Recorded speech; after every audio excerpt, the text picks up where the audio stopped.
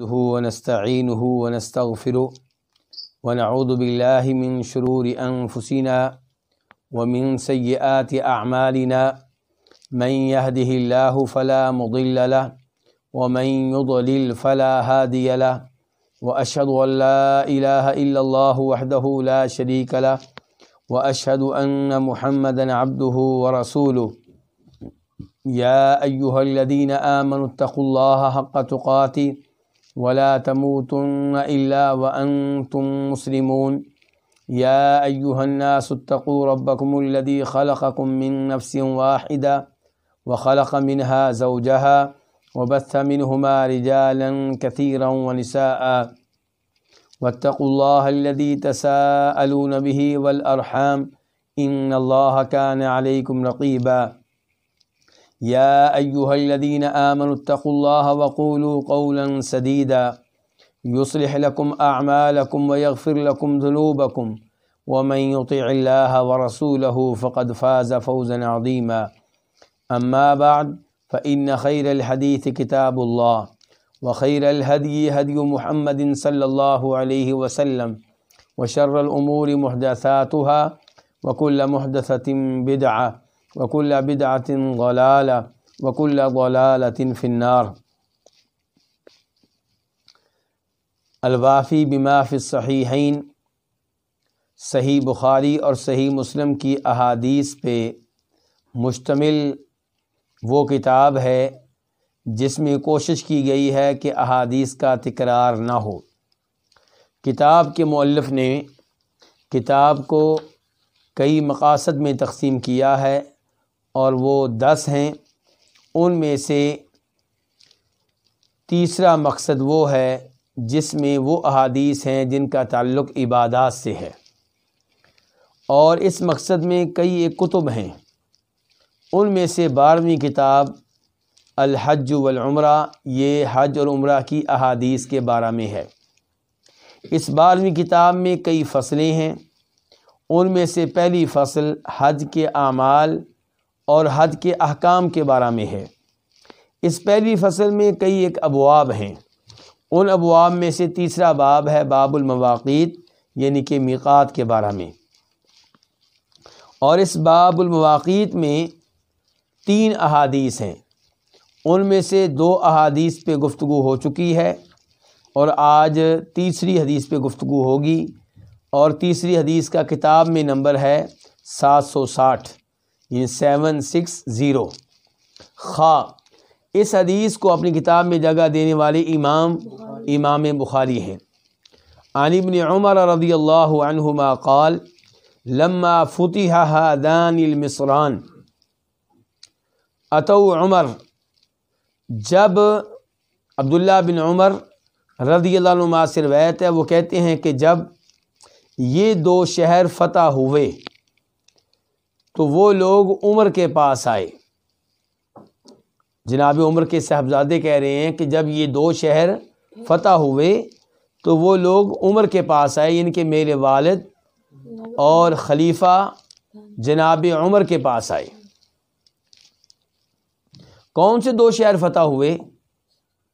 اس سے مراد کوفہ اور بصرہ ہیں۔ یہ کہ جب یہ 2 شہر فتح ہوئے تو لوگ جناب عمر کے پاس آئے۔ یہاں پہ ایک سوال پیدا ہوتا ہے، فتح ہونے سے یوں لگتا ہے کہ جیسے یہ شہر پہلے سے موجود تھے، جبکہ حقیقت یہ ہے کہ ان شہروں کو آباد کرنے والے کافر نہیں ہیں، غیر مسلم نہیں ہیں، بلکہ مسلمان ہیں۔ یہ 2 شہر آباد ہوئے ہیں جناب عمر فاروق کے اپنے زمانے میں، تو فتح ہونے کا تو سوال نہیں پیدا ہوتا۔ فتح ہونے کے بارے میں ہم تب کہیں جب یہ شہر غیر مسلموں کے ہوں، جبکہ ان شہروں کو آباد کرنے والے مسلمان ہیں۔ کوفہ کو آباد کرنے والے جناب سعد بن ابو وقاص رضی اللہ تعالی عنہ ہیں، اور بصرہ کو آباد کرنے والے جناب عتبہ بن غزوان ہیں۔ تو پھر یہ لفظ کیوں بولا گیا ہے، اور بولنے والے کون؟ عبداللہ بن عمر، کہ جب یہ 2 شہر فتح ہوئے تو لوگ جناب عمر کے پاس آئے۔ تو اس سے مراد یہ ہے کہ جب وہ علاقہ فتح ہوا جہاں بعد میں یہ 2 شہر بنے، جب وہ علاقہ فتح ہوا جہاں پہ بعد میں یہ 2 شہر بنے، تو ان 2 شہروں میں رہنے والے لوگ جناب عمر فاروق کے پاس آئے، اتو عمرہ، اور یہ دونوں شہر کہاں ہیں، کس علاقے میں ہیں، آج کل کس ملک میں ہیں؟ عراق میں۔ کہاں ہیں؟ عراق میں۔ اور کوفہ وہی شہر ہے جسے بعد میں جناب علی رضی اللہ تعالیٰ عنہ نے اپنا کیپٹل بنا لیا تھا، دارالحکومت بنا لیا تھا۔ جب یہ دونوں شہر فتح ہوئے تو وہ لوگ جناب عمر کے پاس آئے، فقالوا، تو انہوں نے کہا، یا امیر المؤمنین، اے مومنوں کے امیر، یعنی کہ اے ہمارے امیر، ہمارے حکمران، ہمارے خلیفہ، ان رسول اللہ صلی اللہ علیہ وسلم حد لأہل نجد قرنا، بے شک رسول اللہ صلی اللہ علیہ وسلم نے اہل نجد کے لیے قرن کو مقرر کیا ہے۔ قرن سے مراد قرن المنازل، یعنی کہ نبی علیہ الصلوۃ والسلام نے نجد والوں کے لیے میقات کس کو مقرر کیا ہے؟ قرن کو، قرن المنازل کو۔ وَهُوَ جَوْرٌ عَنْ طَرِيقِنَا، جب کہ یہ میقات کون سا؟ قرن المنازل، جب کہ یہ میقات ہمارے راستے سے ہٹ کر ہے، یعنی کہ باقی عراقی اگر اس جانب سے آئیں تو ان کا میقات قرن المنازل بن سکتا ہے، لیکن ہم جو کوفہ کے لوگ ہیں، بصرہ کے لوگ ہیں، ہمارے سے یہ ہٹ کر ہے، ہمارے راستے میں نہیں آتا۔ وَإِنَّا إِنْ أَرَدْنَا قَرْنًا شَقَّ عَلَيْنَا، اور ہم اگر قرن المنازل کا قصد کریں، وہاں جانا چاہیں، تو یہ چیز ہم پہ شاق گزرے گی، ہمیں بڑی مشقت کا سامنا کرنا پڑے گا۔ قال، تو کہا، کس نے کہا؟ جناب عمر فاروق نے، فانظروا حذوها من طریقکم، تم لوگ اپنے راستے میں اس کے مقابل کوئی جگہ دیکھ لو، یعنی کہ تم اپنے راستے سے نہ ہٹو، میں تمہیں مشقت میں نہیں ڈالنا چاہتا، میں نہیں چاہتا کہ تم دائیں جاؤ یا بائیں جاؤ میقات کی خاطر، تم اپنے راستے پہ رہو، لیکن یہ دیکھ لو کہ قرن المنازل کے مد مقابل تمہارے راستے میں کون سا علاقہ آتا ہے۔ قرن المنازل کی سیدھ میں، اس کے برابر میں تمہارے راستے میں کون سی جگہ آتی ہے۔ فانظروا، تم دیکھ لو، حذوها من طریقکم، اپنے راستے میں اس کے مقابل کوئی جگہ۔ فحد لهم ذات عرق، تو جناب عمر فاروق نے ان کے لیے میقات کس کو مقرر کیا؟ ذات عرق کو۔ کون سی جگہ کو؟ ذات عرق کو۔ اب یہاں پہ ایک سوال پیدا ہوتا ہے، وہ یہ کہ امام ابو داؤد رحمہ اللہ اپنی سنن میں روایت کرتے ہیں ام المؤمنین عائشہ رضی اللہ تعالیٰ عنہا سے کہ نبی علیہ الصلوۃ والسلام نے ذات عرق کو بطور میقات مقرر کیا تھا، اور یہ بخاری شریف کی حدیث کیا کہہ رہی ہے کہ میقات کس نے مقرر کیا ہے؟ جناب عمر فاروق نے، یعنی کہ کوفہ اور بصرہ والوں کے مطالبے پہ جناب عمر فاروق نے کس کو مقرر کیا ہے؟ ذات عرق کو۔ اور ابو داؤد شریف کی حدیث کہہ رہی ہے کہ اس میقات کو مقرر کرنے والے کون ہیں؟ نبی علیہ الصلوۃ والسلام۔ اب یہاں پہ کیا کیا جائے؟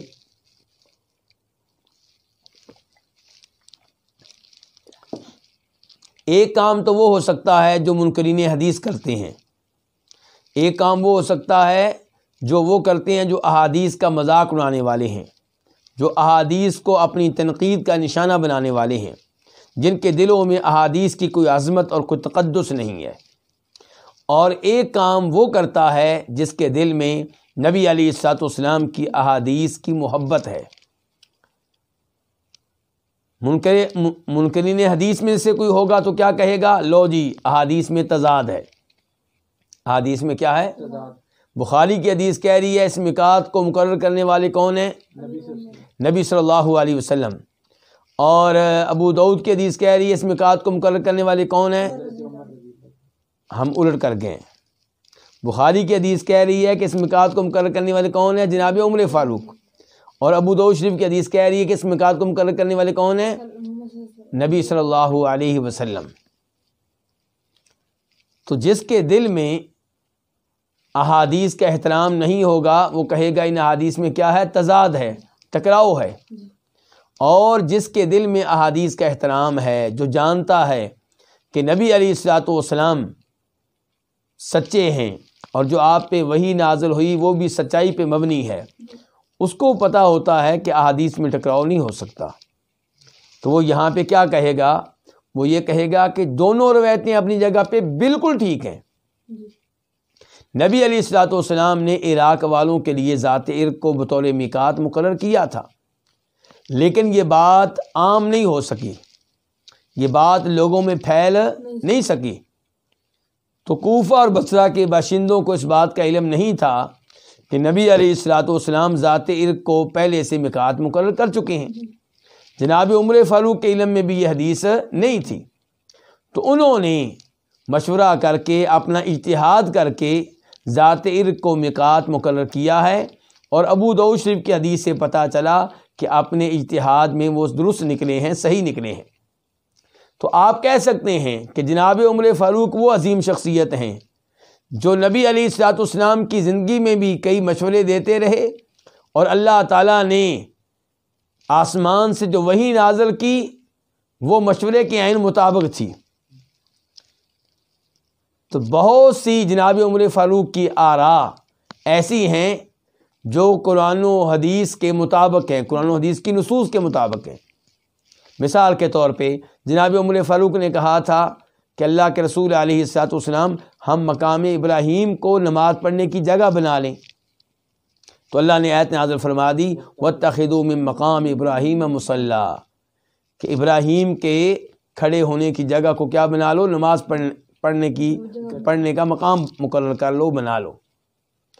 بدر کی لڑائی ہوئی، نبی علیہ الصلوۃ والسلام نے مشورہ کیا جناب صدیق سے بھی، جناب فاروق سے بھی، تو جناب ابو بکر صدیق رضی اللہ عنہ نے مشورہ دیا کہ لوگ ہمارے رشتہ دار ہیں اور ان لوگوں سے غلطیاں ہوئی ہیں، تو ہم ان کے اوپر جرمانہ ڈالتے ہیں، ان سے معاوضہ لیتے ہیں، اور ان کو موقع مل جائے گا سوچنے کا اسلام کے بارے میں، شاید بعد میں مسلمان ہو جائیں، اور معاوضے سے ہمیں کیا فائدہ ہوگا کہ ہم آئندہ لڑائیوں کے لیے تیاری کر سکیں گے۔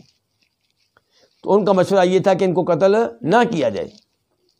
جناب عمر فاروق کی رائے یہ تھی کہ ان کو قتل کیا جائے، یہ اللہ کے دشمن ہیں، ان کی گردنیں اتار دی جائیں۔ نبی علیہ الصلوۃ والسلام جو رحمت للعالمین تھے، آپ نے جناب ابو بکر کی رائے قبول کی اور معاوضہ لے کر ان لوگوں کو چھوڑ دیا۔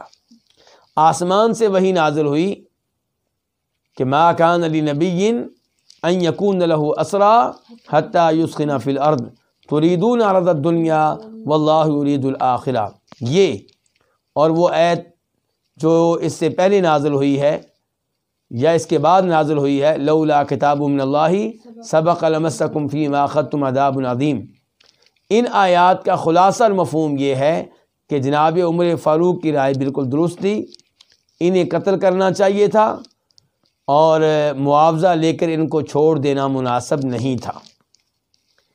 تو یہ آیات بھی جناب عمر فاروق کی رائے اور مشورے کے مطابق ہیں۔ تو ایسی جناب عمر فاروق کی آراء بہت ساری ہیں جن کی اللہ کے قرآن نے تصدیق کی،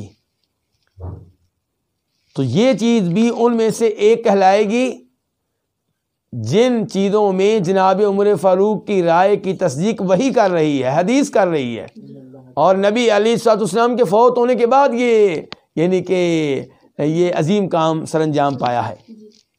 جناب عمر فاروق کی رائے درست نکلی جب کہ ان کو حدیث کا علم نہیں تھا۔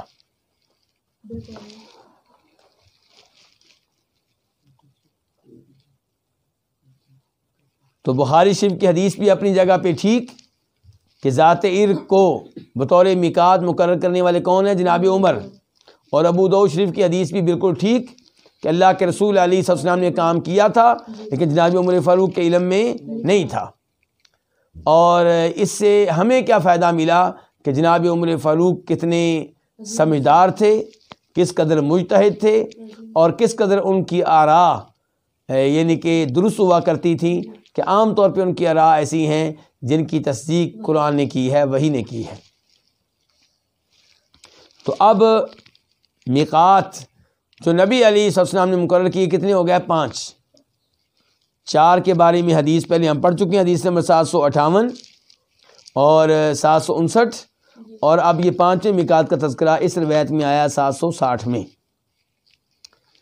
اب ہم بڑھتے ہیں اس کے بعد والے باب کی طرف، باب نمبر 4، باب لباس المحرم وما یباح له فعلہ.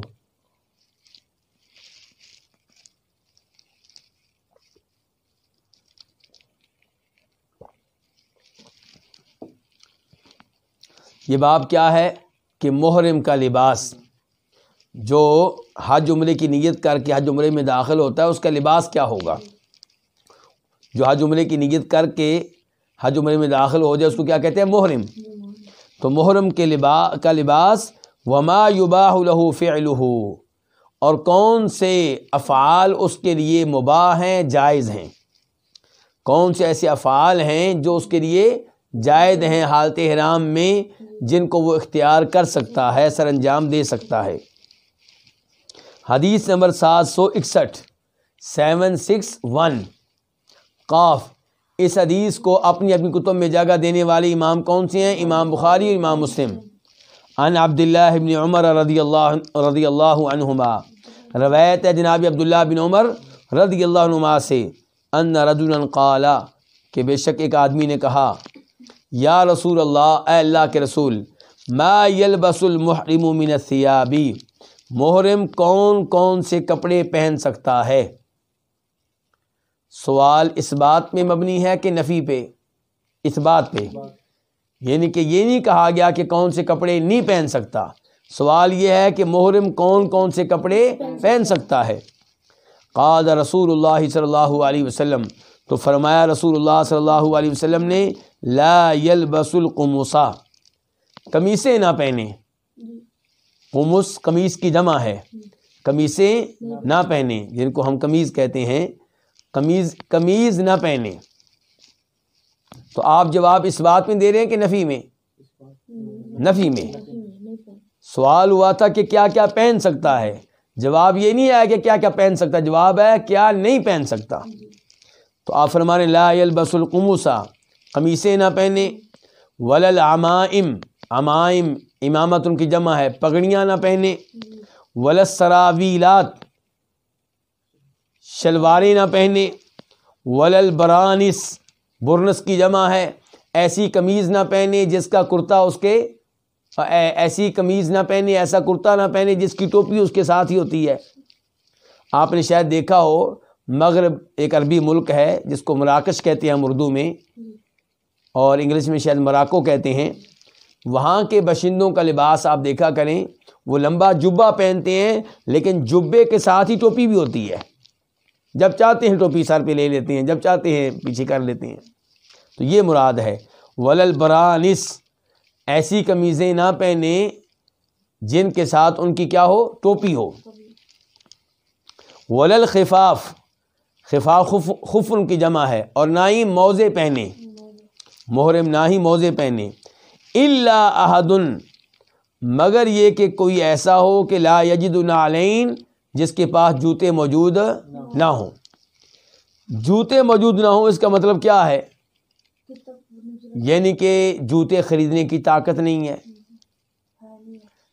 مال سرے سے موجود نہیں ہے، یا مال تھوڑا ہے اور جوتے کی قیمت زیادہ ہے، یا مارکیٹ میں بازار میں جوتا دستیاب نہیں ہے. تو فرمایا الا احد، آپ کہہ رہے ہیں موزے نہیں پہن سکتا کون؟ محرم. اس کے بعد کہتے ہیں الا احد، سوائے اس آدمی کے لا یجد نعلین، جس کے پاس جوتے موجود نہیں ہیں. فلیلبس خفین، پس چاہیے کہ وہ موزے پہن لے. تو جس کے پاس جوتے نہ ہوں اس کو موزے پہننے کی اجازت ہے، ورنہ مرد کو جب کہ وہ حالت احرام میں ہو موزے پہننے کی اجازت نہیں ہے، اور ایسے جرابیں پہننے کی بھی اجازت نہیں ہے. وَلْيَقْطَعْهُمَا أَسْفَلَ مِنَ الْكَعْبَيْنِ، آپ موزے پہننے کی اجازت دیتے ہوئے ارشاد فرما رہے ہیں، اور چاہیے کہ ان کو کاٹ لے ٹخنوں کے نیچے سے. یعنی کہ موزہ جو ہوتا ہے وہ لمبا ہوتا ہے، پنڈلی کی طرف جا رہا ہے، تو موزے کا وہ حصہ جو ٹخنوں سے اوپر جا رہا ہے اسے آپ کیا کریں؟ کاٹ لیں. وَلْيَقْطَعْ أَسْفَلَهُمَا، اور چاہیے کہ ان کو کاٹ لے اسفل من الکعبین، ٹخنوں سے نیچے. ان کے موضع کا وہ حصہ جو ٹخنوں سے اوپر ہے اس کو کاٹ کے موضع کو ایسا بنا لیا جائے کہ وہ ٹخنوں سے نیچے نیچے رہیں. وَلَا تَلْبَسُوا مِنَ الثِّيَابِ شَيْئًا مَسَّهُ الزَّعْفَرَانُ أَوْ وَرْسٌ، اور تم کپڑوں میں سے کوئی ایسی چیز نہ پہنو جسے زعفران لگی ہو یا ورس بوٹی لگی ہو. یہ تو میں نے اس حدیث کا ترجمہ کر دیا ہے. اب اس حدیث کی کچھ وضاحت کرتے ہیں اور کچھ تشریح کرتے ہیں. پہلے نمبر پہ میں نے گزارش کی تھی کہ سوال تھا کہ محرم کیا کیا پہن سکتا ہے. جواب کیا آیا؟ جواب یہ نہیں آیا کہ یہ پہن سکتا ہے، بلکہ جواب یہ آیا کہ یہ چیزیں نہیں پہن سکتا. ایسا کیوں؟ اس میں کیا حکمت ہے؟ اس میں حکمت یہ ہے واللہ تعالی اعلم کہ جو چیزیں نہیں پہن سکتا وہ محدود ہیں تو وہ بتا دی گئی ہیں، باقی سب کچھ پہن سکتا ہے. جو چیزیں ممنوع ہیں وہ تھوڑی ہیں، وہ محدود ہیں، وہ بتا دی گئی ہیں، اور جو نہیں بتائی گئی وہ سب پہن سکتا ہے. اس کے بعد یہاں پہ ایک وضاحت یہ کر دوں کہ ہماری حج عمرے کی کتب میں لکھا ہوتا ہے کہ جو حج کرنے لگا ہے، نیت کر لی ہے، محرم بن چکا ہے، یا عمرہ کر رہا ہے، نیت کر لی ہے، محرم بن چکا ہے، وہ سلا ہوا کپڑا نہیں پہن سکتا. کیا نہیں پہن سکتا؟ سلا ہوا کپڑا نہیں پہن سکتا. تو کیا یہ الفاظ ٹھیک ہیں؟ جواب یہ ہے کہ یہ الفاظ یعنی کہ مناسب نہیں ہے. صحیح بات یہ ہے کہ محرم وہ لباس نہیں پہن سکتا، وہ کپڑے نہیں پہن سکتا، وہ چادریں نہیں پہن سکتا جو جسم کی ساخت کے مطابق بنائی گئی ہوں. بات کو مزید واضح کرتے ہوئے کہوں گا کہ چادریں ہیں، آپ محرم ہیں اور آپ کے پاس 2 چادریں ہیں، کیا آپ ان کو کناروں سے سلائی کر سکتے ہیں؟ بالکل کر سکتے ہیں. تو سلائی ممنوع نہیں ہے. ممنوع یہ ہے کہ آپ وہ کپڑا پہنیں جو آپ کے جسم کے مطابق بنایا گیا ہو. جیسے قمیض ہے، قمیض جسم کے مطابق تیار کی گئی ہوتی ہے. شلوار ہے، شلوار جسم کی ٹانگوں کے مطابق تیار کی گئی ہوتی ہے. بنیان ہے، وہ بھی پیٹ کے مطابق تیار کی گئی ہوتی ہے. تو ایسی چیزیں مرد نہیں پہن سکتا جو اس کے پورے جسم کی ساخت کے مطابق تیار کیے گیا کپڑا ہو، وہ نہیں پہن سکتا. اور نہ ہی وہ کپڑا پہن سکتا ہے جو جسم کے کسی ایک حصے کے مطابق تیار کیا گیا ہو. اب چاہے اس میں سلائی ہوئی ہو یا اس کو بنا گیا ہو. اب آپ بنیان کو لے لیں، بنیان میں کئی دفعہ سلائی نہیں ہوتی، لیکن کیا پہن سکتا ہے؟ نہیں. کیوں؟ کیونکہ انسان کے پیٹ کے مطابق بنیان تیار کی گئی ہے. تو یہ لفظ جو ہے کہ وہ کپڑا نہیں پہن سکتا جسے سلا گیا ہو، جس میں سلائی ہو، یہ الفاظ حدیث کے الفاظ نہیں ہیں. یہ الفاظ نبی علیہ السلام کے الفاظ نہیں ہیں. یہ علماء کرام نے نتیجہ نکالا ہے احادیث سے، جبکہ یہ نتیجہ درست نہیں ہے.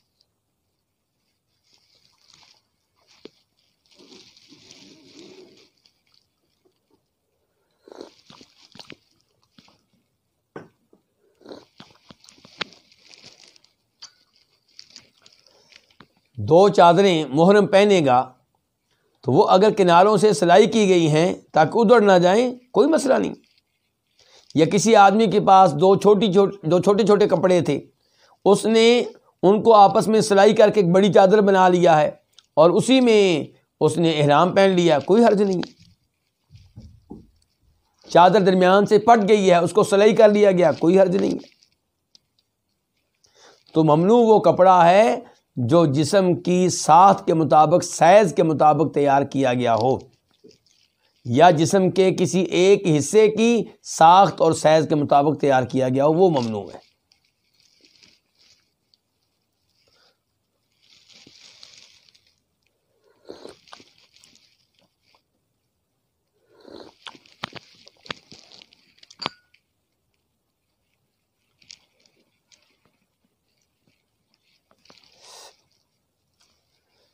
اس کے بعد ایک سوال یہ ہوگا کہ جوتا کیسا پہنے گا؟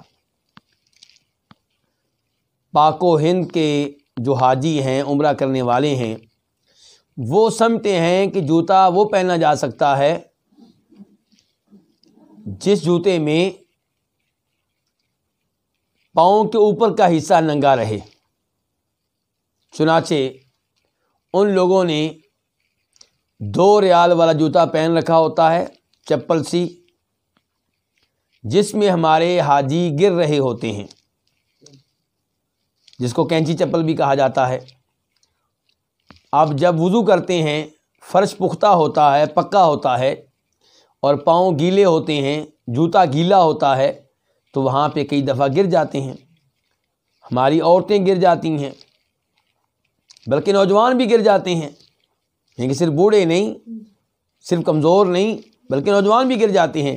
لیکن وہ پھر بھی یہ جوتا پہنتے ہیں، کیوں؟ کیونکہ ان کو بتایا گیا ہے کہ اگر آپ نے ایسا جوتا پہن لیا جس جوتے میں آپ کے پاؤں کے اوپر کا حصہ ڈھکا ہوا ہوگا، تو پھر آپ کا یہ عمل درست نہیں ہوگا، جبکہ یہ فتویٰ غلط ہے، درست نہیں ہے۔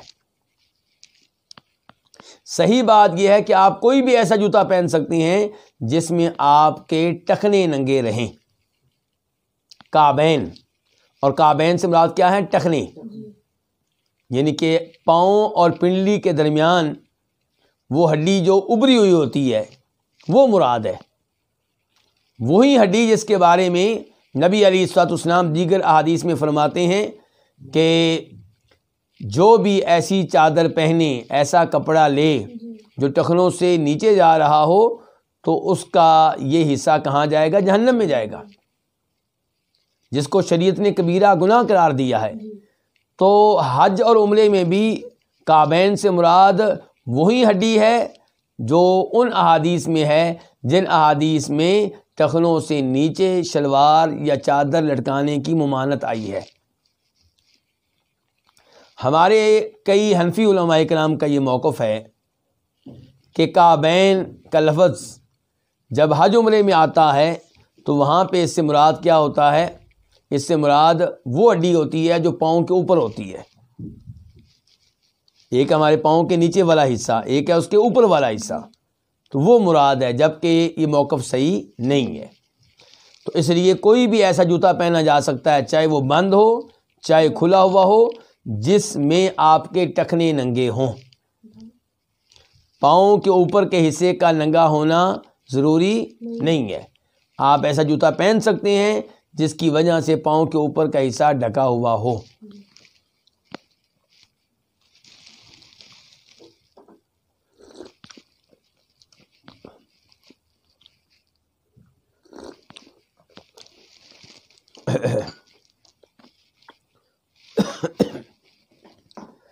حدیث کے آخر میں لفظ ہیں کہ ایسا کپڑا نہ پہنو جسے زعفران لگا ہو یا جسے ورس بوٹی لگی ہو۔ اس سے کیا مراد ہے؟ اس سے مراد یہ ہے کہ آپ ایسے کپڑے نہیں پہن سکتے جن کو رنگین کر دیا گیا ہو، رنگ دیا گیا ہو، کس کے ساتھ؟ زعفران کے ساتھ یا ورس نامی بوٹی کے ساتھ۔ ورس نامی بوٹی سے جب کپڑے کو رنگا جاتا تھا تو رنگ کون سا ہوتا تھا؟ زرد رنگ۔ تو یہ جو 2 چیزیں ہیں، زعفران اور ورس، ان دونوں سے آپ نے جس کپڑے کو رنگا ہوا ہے اس کپڑے کو آپ احرام کی حالت میں نہیں پہن سکتے۔ اور یہ آخری پابندی جو ہے زعفران والی، ورس والی، یہ مردوں کے لیے بھی ہے، عورتوں کے لیے بھی ہے۔ اس کی حکمت کیا ہے؟ علماء کرام بتاتے ہیں اس کی ایک حکمت یہ ہے کہ جو کپڑا ان 2 چیزوں سے رنگین کر دیا گیا ہوگا، جس کو رنگ دیا گیا ہوگا، اس سے خوشبو آ رہی ہوگی، اور خوشبو والا احرام پہننے کی اجازت نہیں ہے۔ اور پھر یہ بھی کہا گیا ہے کہ یہ کپڑے کافی شوخ ہوتے ہیں، تو اور بھی کئی اسباب بیان کیے گئے ہیں۔ اب اس کے بعد وفی روایت للبخاری، اور بخاری کی ایک روایت میں ہے ولا تنتقب المرأة المحرمہ، وہ عورت جو حالت احرام میں ہو وہ نقاب نہ کرے، وہ نقاب نہ کرے۔ ولا تلبس القفازین، اور وہ دستانے بھی نہ پہنے۔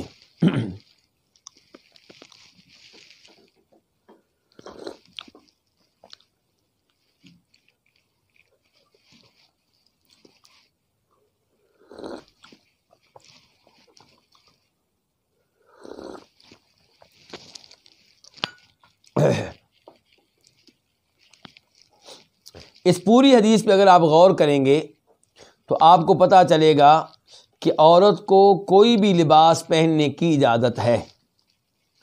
وہ قمیض پہنے گی، وہ اپنے سر کو ڈھانک کر رکھے گی، وہ شلوار پہن سکتی ہے، وہ موزے پہن سکتی ہے، وہ جرابیں پہن سکتی ہے. بس اس کے بارے میں یہ کہا گیا ہے کہ وہ ایسا کپڑا نہ پہنے جس کو زعفران لگا ہو یا جس کو ورس نامی بوٹی سے رنگین کیا گیا ہو. اس کے بعد یہ الفاظ آ گئے کہ عورت جو ہے نقاب نہیں کر سکتی. کون سی عورت؟ جو حالت احرام میں ہے. یہاں پہ پہلے نمبر پہ یہ وضاحت کرنا چاہوں گا کہ اردو سپیکنگ عورتیں جب حج عمرے کے لیے آتی ہیں تو وہ یہ سمجھتی ہیں کہ شاید ہمارا حج عمرہ ابھی سے شروع ہو گیا ہے، حالانکہ حج عمرہ تب شروع ہوگا جب میقات پہ پہنچ کے کیا کہا جائے گا؟ لبیک اللہم عمرتن، اے اللہ میں عمرے کے لیے حاضر ہوں، جس کے بعد عورت پہ احرام کی پابندیاں عائد ہو جاتی ہیں. اگر وہ یہ کام دلی ایئرپورٹ پہ کر لیتی ہے، ڈھاکہ ایئرپورٹ پہ کر لیتی ہے، اسلام آباد ایئرپورٹ پہ کر لیتی ہے تو پھر پابندیاں وہیں سے شروع ہو جائیں گی. لیکن سنت طریقہ یہ ہے کہ نیت کہاں سے کی جائے؟ میقات سے. اور اگر آپ فلائٹ کے ذریعے جا رہے ہیں، جہاز کے ذریعے جا رہے ہیں، تو چونکہ جہاز تیزی سے گزرتا ہے تو آپ کچھ دیر پہلے نیت کر لیں میقات سے پہلے، تو اس میں کوئی حرج نہیں ہے، کیونکہ جہاز تیزی سے گزر گیا اور آپ نیت نہ کر سکے تو آپ کا بہت نقصان ہوگا، مالی طور پہ بھی اور ثواب کے لحاظ سے بھی. لیکن آپ اپنے گھر سے ہی نیت کر لیں، دلی میں، ڈھاکہ میں، کابل میں، اسلام آباد میں، تو یہ طریقہ جو ہے سنت کے مطابق نہیں ہے. اچھا، اس لیے عورت جو ہے اس کے اوپر یہ پابندی کہ وہ نقاب نہیں کر سکتی، دستانے نہیں پہن سکتی، کب عائد ہوگی؟ جب نیت کرے گی. اگر وہ نیت کرتی ہے مدینہ پہنچ کر، مدینہ کے میقات سے، وہ دلی سے سیدھا کہاں جا رہی ہے؟ مدینہ، مکہ نہیں جا رہی، تو مدینہ آئی ہے تو اس کے اوپر کوئی پابندی نہیں ہے. پابندی کب شروع ہوگی؟ جب مدینہ کے میقات ذوالحلیفہ سے نیت کر کے وہ نکلے گی مکہ کے لیے. دوسرے نمبر پہ گزارش یہ کرنا چاہوں گا کہ جب شریعت نے نقاب کرنے سے روک دیا، دستانے پہننے سے روک دیا، تو کیا یہ عورت جب تک حالت احرام میں رہے گی چہرہ ننگا رکھے گی؟ تو گزارش یہ ہے کہ یہ چہرہ ننگا رکھے گی جب اس کے سامنے غیر مرد نہ ہوں. جب وہ احرام میں، حالت احرام میں ہے اور عمرہ کرنے کے لیے مکہ پہنچی ہے، اپنے ہوٹل میں ہے، اپنے کمرے میں ہے، تو وہاں چہرہ ننگا رکھے گی. ہوٹل میں خاوند کے علاوہ کوئی نہیں ہے، باپ کے علاوہ کوئی نہیں ہے، سگے بھائی کے علاوہ کوئی نہیں ہے، چہرہ ننگا رکھے گی. لیکن اگر اس کمرے میں دیور بھی موجود ہے، جیٹھ بھی موجود ہے، یا بہنوئی موجود ہے، تو یہ اس کے محرم نہیں ہے، ان سے پردہ کرے گی، عمرے سے پہلے بھی، حج سے پہلے بھی، اور عمرے کے دوران بھی، حج کے دوران بھی، احرام سے پہلے بھی، احرام کے دوران بھی. تو آپ کہیں گے کیسے پردہ کرے گی جبکہ اللہ کے رسول علیہ السلام فرما رہے ہیں کہ وہ نقاب نہیں کر سکتی؟ تو گزارش یہ ہے کہ یہاں پہ نقاب سے مراد وہ نقاب نہیں ہے جس نقاب کو مراد لیتے ہیں اردو بولنے والے بھائی اور دوست. یہ عربی زبان کا لفظ ہے. تو اس نقاب سے مراد وہ کپڑا ہے جس کو پردہ، چہرے کے پردے کے لیے چہرے کے سائز کے مطابق تیار کیا گیا ہوتا ہے. نقاب سے مراد وہ کپڑا ہے جس کو چہرے کے پردے کے لیے چہرے کے سائز کے مطابق خصوصی طور پہ تیار کیا گیا ہوتا ہے. تو یہ کپڑا وہ نہیں لے سکتی جبکہ وہ حالت احرام میں ہے، جب وہ لبیک اللہم عمرتن کہہ کر یا لبیک اللہم حجن کہہ کر عمرے اور حج میں داخل ہو چکی ہے. تو ایسی عورت جو ہے جو حالت احرام میں، اس کا چہرہ ننگا رہے گا. لیکن جب غیر مرد سامنے آئیں گے تو کیا کرے گی؟ چہرے کو ڈھانکے گی. لیکن کیسے؟ نقاب سے نہیں. کسی بھی کھلے کپڑے سے، کھلی چادر سے، یعنی کہ وہ کپڑا جو چہرے کے سائز کے مطابق تیار کیا گیا چہرے کے پردے کے لیے، وہ نہیں لے گی۔ کھلی چادر، کھلا کپڑا کوئی بھی ہو، اس کے ساتھ اپنے چہرے کو ڈھانک لے گی۔ اور کئی عورتوں نے تکلف کیا ہوتا ہے، انہوں نے حالت احرام میں جب پردہ کیا ہوتا ہے تو وہ ایک بڑی سی ٹوپی رکھ لیتی ہیں ایسے، تاکہ یہ کپڑا جو ہے ہمارے چہرے کو نہ لگے۔ تو یہ تکلف ہے۔ یہ کیا ہے؟ جب غیر مرد سامنے آ جائیں تو عورت کو پردہ کرنے کی اجازت ہے، وہ پردہ کرے گی، اور چاہے وہ کپڑا چہرے کے ساتھ لگتا رہے، لیکن نقاب نہیں کرے گی۔ اس بارے میں ایک دو روایتیں بھی آپ کے سامنے رکھنا چاہوں گا۔ پہلے نمبر پہ امام سعید ابن منصور اپنی سنن میں روایت کرتے ہیں جناب عائشہ رضی اللہ تعالی عنہا سے، وہ کہتی ہیں کہ تسدل المرأۃ، کون کہہ رہی ہے؟ جناب عائشہ ہماری ماں فرما رہی ہیں، تسدل المرأۃ جلبابہا، عورت اپنی چادر اپنے سر کے اوپر سے اپنے چہرے پہ لٹکائے گی۔ یہ جناب عائشہ کا یعنی کہ فتویٰ ہے، ان کا قول ہے، اور ظاہر ہے وہ بیان کر رہی ہیں جو انہوں نے نبی علیہ السلام سے سیکھا ہے۔ ایک اور روایت امام مالک روایت کرتے ہیں موطا میں، فاطمہ بنت منذر بن زبیر سے، فاطمہ بنت منذر بن زبیر بن عوام کی کیا لگی ہیں؟ یہ بالکل صحیح کہا آپ لوگوں نے، یہ زبیر بن عوام کی کیا لگی؟ پوتی۔ یہ کہتی ہیں کہ کننا نخمر وجوہنا، ہم لوگ اپنے چہروں کو ڈھانک لیا کرتی تھیں، اپنے چہرے کا پردہ کر لیا کرتی تھیں، وَنَحْنُ مُحْرِمَات، جب کہ ہم حالت احرام میں ہوتی تھیں، وَنَحْنُ مَا اسماء بنت ابی بکر، جب کہ ہمارے ساتھ ہماری دادی مشہور و معروف صحابیہ اسماء بنت ابو بکر رضی اللہ عنہا ہوا کرتی تھیں۔ تو ان دو روایات سے ایک کا تعلق ہے جناب عائشہ سے، دوسری کا ان کی بہن جناب اسماء سے، اور دونوں کیا ہیں؟ صحابیہ ہیں۔ تو اس سے پتہ چلا کہ حالت احرام میں جب غیر مرد سامنے آ جائیں تو عورت کیا کرے گی؟ پردہ کرے گی، لیکن نقاب نہیں کرے گی۔ نقاب سے مراد وہ کپڑا ہے جو چہرے کے سائز کے مطابق چہرے کے پردے کے لیے تیار کیا گیا ہوتا ہے، کسی بھی کھلے کپڑے سے پردہ کرے گی۔ اس کے بعد آپ نے کیا کہا؟ ولا تلبس القفازین، دستانے نہیں پہنیں گی، دستانے نہیں پہنیں گی، یہ اور چیز ہے، اور اپنے ہاتھوں کو کسی کپڑے میں چھپا لینا وہ اور چیز ہے۔ دستانے نہیں پہنیں گی، لیکن جو اس نے قمیض پہنی ہوئی ہے، جو اس نے بڑی سی چادر لی ہوئی ہے، جس سے اپنا سارا جسم اس نے ڈھانکا ہوا ہے، اس کے اندر وہ اپنے ہاتھ بھی داخل کر سکتی ہے، اس کے اندر وہ اپنے ہاتھ داخل کر سکتی ہے۔ خصوصاً جب غیر مرد سامنے آ جائیں تو اپنے ہاتھوں کا پردہ کرنا چاہے تو اپنے ہاتھوں کو وہ داخل کر لے، کس میں؟ کسی بڑی چادر میں، یا اپنی قمیض کی جیب میں ڈال لے، کوئی مسئلہ نہیں۔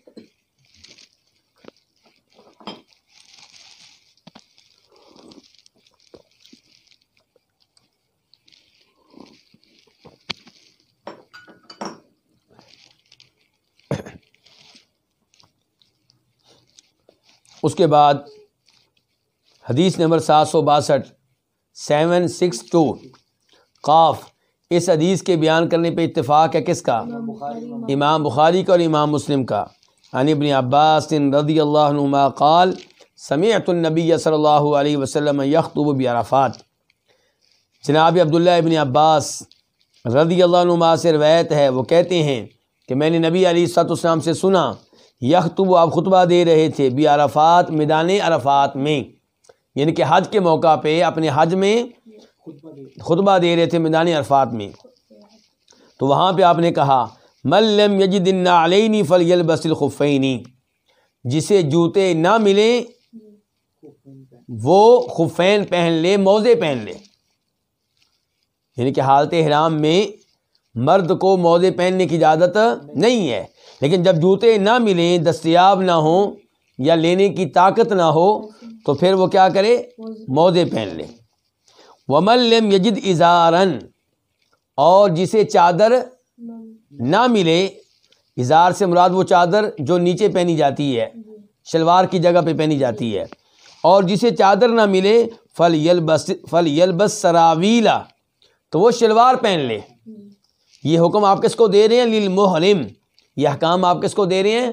محرم کو، اس آدمی کو جو حالت احرام میں ہوگا.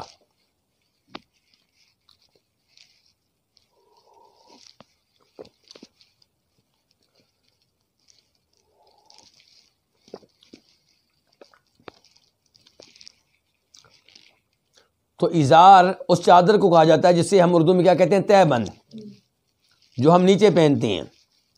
تو یہاں پہ شریعت نے چادر نہ ہونے کی شکل میں شلوار پہننے کی اجازت دے دی ہے، جوتے نہ ہونے کی شکل میں موزے پہننے کی اجازت دے دی ہے. یہاں پہ میں ایک مسئلے کی وضاحت کرنا چاہوں گا.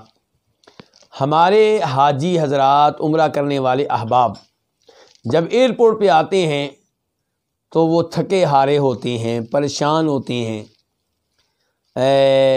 وہ سفر کی تیاری کر کے تھک چکے ہوتے ہیں، اور اس سے پہلے گھر میں کئی لوگ ملنے آتے ہیں، ان کا استقبال کر کے بھی تھک چکے ہوتے ہیں. پھر ایئرپورٹ کی کارروائیاں، وہاں پہ ویزا چیک ہو رہا ہے، پاسپورٹ چیک ہو رہا ہے، سامان کو چیک کیا جا رہا ہے. اس صورتحال میں وہ کافی پریشان ہو جاتے ہیں، اور کئی دفعہ وہ ایئرپورٹ والوں کے حوالے اپنا وہ سامان کر دیتے ہیں جس میں احرام کی 2 چادریں ہوتی ہیں. آپ جانتے ہیں کچھ سامان آپ کو ہاتھ میں رکھنے کی اجازت ہے، اور باقی سامان ایئرپورٹ والوں کے حوالے کریں گے اور وہ فلائٹ میں رکھ دیں گے اور دوسرے ایئرپورٹ پہ آپ کو مل جائے گا. اب ایک سامان وہ ہے جو آپ نے جمع کروانا ہے، ایک وہ سامان ہے جو آپ کے ہاتھ میں رہے گا. اب چادریں کس میں ہونی چاہیے؟ اس سامان میں جو آپ کے ہاتھ میں رہے گا. لیکن پریشانی کی وجہ سے چادریں رکھ دی جاتی ہیں اس بیگ میں جو ایئرپورٹ میں جمع کروانا ہوتا ہے. اب جب جہاز میں چادریں پہننے کی باری آتی ہے تو پتہ چلتا ہے کہ چادریں نہیں ہیں. اب کیا کیا جائے؟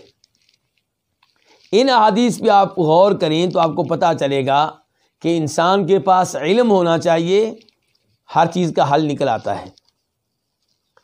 اب آپ نے یہاں پہ کیا کہہ دیا ہے کہ جس کے پاس نیچے والی چادر نہیں ہے وہ کیا پہن لے؟ شلوار پہن لے. ایک چادر کا مسئلہ حل ہو گیا. جب تک آپ کو چادر نہیں ملے گی تب تک آپ شلوار پہنے رہیں، اور باقی رہے گا مسئلہ اوپر والی چادر کا. تو وہ بہت آسان ہے. ضروری نہیں کہ آپ احرام کی نئی چادر پہنیں. آپ کے پاس اگر کوئی رومال ہے کسی بھی رنگ کا ہو، وہ آپ اوپر کی چادر کی جگہ پہ استعمال کر لیں. شریعت نے سفید چادریں پہننے کو واجب قرار نہیں دیا. ترغیب ہے کہ سفید چادریں ہونی چاہیے، لیکن واجب نہیں ہے. رنگین چادروں میں احرام پہنا جا سکتا ہے. خود نبی علیہ الصلوۃ والسلام نے ایک دفعہ سب چادریں پہنی ہوئی تھی، ترمذی شریف کی روایت ہے. تو اس لیے آپ کسی کے پاس سرخ رومال ہے جہاز میں، فلائٹ میں، تو اس سے آپ لے سکتے ہیں. آپ کی وائف کی کوئی زائد کوئی کپڑا ہے جس میں عورتوں سے مشابہت نہ ہو، وہ آپ لے سکتے ہیں. اگر یہ سب کچھ نہیں ہے، آپ اپنی قمیض کو بطور قمیض نہیں بطور چادر پہن سکتے ہیں. کیا مطلب؟ قمیض اتاریں، اب آپ اپنے جسم کندھوں کے اوپر رکھ لیں بطور چادر، بطور چادر آپ اپنے کندھوں کے اوپر رکھ لیں. تو اسی لیے میں نے کہا تھا کہ سلا ہوا لباس ممنوع نہیں ہے. ممنوع وہ لباس ہے جو جسم کی ساخت کے مطابق تیار کیا گیا ہو. اب جب قمیض کو آپ نے بطور چادر پہن لیا تو کوئی مسئلہ نہیں ہے.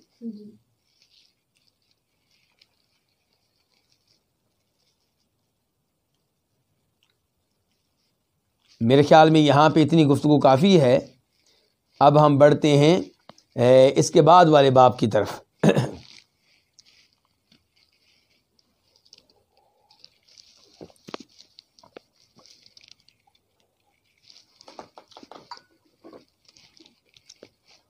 باب نمبر 5، باب الاغتسال للمحرم، محرم کے لیے غسل کرنے کا حکم. محرم کیا غسل کر سکتا ہے؟ جو حالت احرام میں ہو کیا غسل کر سکتا ہے؟ حدیث ہے، حدیث نمبر 763 763۔ یہ بات یاد رکھی جائے کہ اگر غسل ہے غسل جنابت، غسل احتلام، غسل حیض، تو یہ وہ غسل ہے جو بالاتفاق کیا جا سکتا ہے، اس میں کوئی حرج نہیں ہے۔ غسل جنابت یعنی کہ غسل احتلام، غسل حیض، غسل نفاس، یہ غسل حالت احرام میں بالاتفاق کیا جا سکتا ہے، اس میں کوئی ممانعت نہیں، کوئی پابندی نہیں ہے۔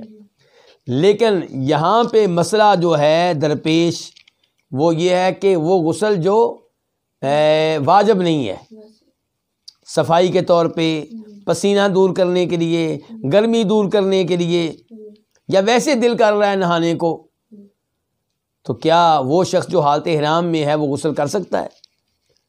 یہ سوال پیدا کیوں ہوتا ہے؟ اس لیے کہ غسل کریں گے تو آپ کے بال گریں گے،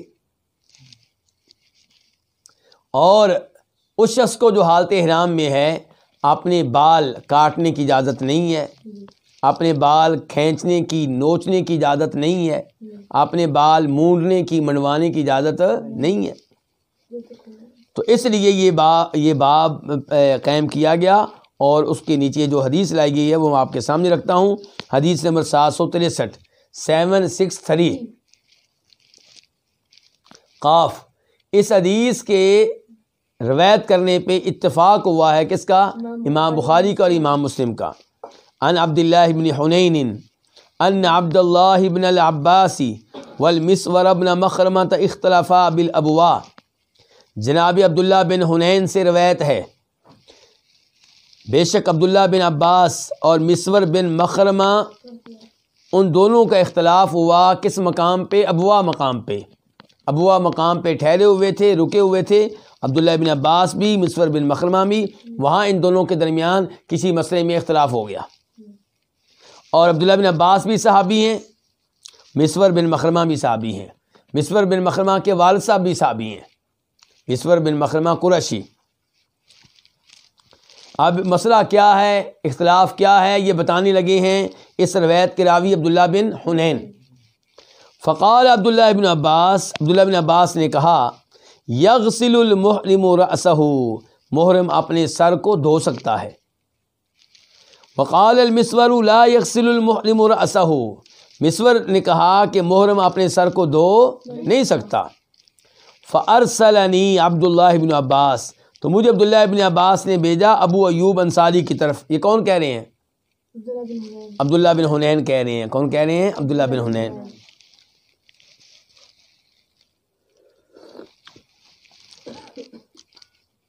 وہ کہتے ہیں مجھے عبداللہ بن عباس نے بھیجا ابو ایوب انصاری کی طرف، یعنی کہ ابو ایوب انصاری خالد بن زید، مشہور و معروف صحابی، میزبان رسول صلی اللہ علیہ وسلم۔ تو عبداللہ بن حنین کہتے ہیں فوجدتہ یغتسل بین القرنین، میں نے ان کو اس حال میں پایا کہ وہ کنویں کی دو لکڑیوں کے مابین غسل کر رہے ہیں۔ کنویں کی دو لکڑیاں کون سی ہوتی ہیں؟ کنویں کے اوپر دو لکڑیاں دائیں اور بائیں گاڑ دی جاتی ہیں۔ یہ کنواں ہے، کنویں کے دائیں کنارے اور بائیں کنارے پہ دو لکڑیاں گاڑ دی جاتی ہیں، اور ان پہ ایک لکڑی اور رکھ دی جاتی ہے۔ کس لیے؟ تاکہ اس کے ساتھ رسی باندھی جا سکے، ڈول کا تعلق اس کے ساتھ قائم کیا جا سکے، اور پھر ڈول کو نکالتے رہیں گے۔ اگر ڈول چھوٹ بھی گیا تو وہ کنویں میں نہیں گرے گا، کیونکہ اس کی رسی کا ایک سرا اس لکڑی کے ساتھ بندھا ہوا ہے۔ تو یہ دو لکڑیاں کنویں پہ قائم ہیں، دائیں اور بائیں، ان کے درمیان جو ہیں یہ غسل کر رہے ہیں کون؟ ابو ایوب انصاری۔ وَهُوَ يُسْتَرُ بِثَوْبٍ، اور ان پہ پردہ کیا گیا ہے ایک کپڑے کے ساتھ۔ کن پہ؟ ابو ایوب انصاری کے ارد گرد پردہ کیا گیا، کس کا؟ ایک کپڑے کا۔ فسلمت علیہ، میں نے انہیں سلام کہا۔ کون کہہ رہے ہیں؟ عبداللہ بن حنین کہہ رہے ہیں میں نے انہیں سلام کہا۔ فقال، تو کہنے لگے من ھذا، یہ کون ہے، ان کے سلام کہنے والا کون ہے؟ فقلت، میں نے کہا انا عبداللہ بن حنین، میں عبداللہ بن حنین ہوں، ارسلنی الیک عبداللہ بن العباس، مجھے آپ کی طرف بھیجنے والے کون ہیں؟ عبداللہ بن عباس ہیں۔ اسألک کیف کان رسول اللہ صلی اللہ علیہ وسلم یغسل رأسہ وہو محرم، میں آپ سے یہ سوال کرتا ہوں کہ رسول اللہ صلی اللہ علیہ وسلم اپنے سر کو کیسے دھوتے تھے جب کہ آپ حالت احرام میں ہوتے تھے؟ فوضع ابو ایوب یدہ علی الثوب، تو جناب ابو ایوب انصاری نے اپنا ہاتھ کپڑے پہ رکھا۔ کون سا کپڑا؟ جو پردے کے طور پہ ان کے سامنے لٹکایا گیا تھا تاکہ وہ غسل کر لیں، اس کپڑے پہ اپنا ہاتھ رکھا۔ فتحتاہ، تو اس کو نیچے کر دیا، بہت نیچے نہیں، اتنا نیچے کر دیا کہ سر نظر آئے۔ حتی بدا لی رأسہ، عبداللہ بن حنین کہتے ہیں یہاں تک کہ مجھے ان کا سر نظر آنے لگا۔ ثم قال لانسان یصب علیہ، پھر انہوں نے ایک انسان سے کہا، پھر انہوں نے اس انسان سے کہا جو ان پہ پانی بہا رہا تھا، اس سے کہا اسبب، پانی بہاؤ۔ کپڑا نیچے کرنے کے بعد کیا کہا؟ پانی بہاؤ، میرے سر کے اوپر پانی بہاؤ۔ فصب علی رأسہ، تو اس آدمی نے ان کے سر پہ پانی بہایا۔ ثم حرک رأسہ بیدیہ، پھر انہوں نے اپنے سر کو حرکت دی اپنے دونوں ہاتھوں کے ساتھ، جن کے پانی وہ آدمی ڈال رہا ہے اور یہ اچھی طرح اپنے سر کو حرکت دے رہے ہیں تاکہ پانی اندر داخل ہو جائے۔ فأقبل بہما وادبر، تو یہ اپنے ہاتھوں کو آگے لائے اور پیچھے لے کے گئے، یعنی کہ آگے بھی لا رہے ہیں، پیچھے بھی لے کے جا رہے ہیں اور اچھی طرح بالوں کو حرکت دے رہے ہیں۔ وقال، اور کہا ھاکذا رأیتہ صلی اللہ علیہ وسلم، اسی طرح میں نے دیکھا تھا۔ یہ کون کہہ رہے ہیں؟ ابو ایوب انصاری فرمانے لگے اسی طرح میں نے دیکھا تھا آپ صلی اللہ علیہ وسلم کو یفعل، کہ آپ کر رہے تھے۔ تو پھر رزلٹ کیا نکلا؟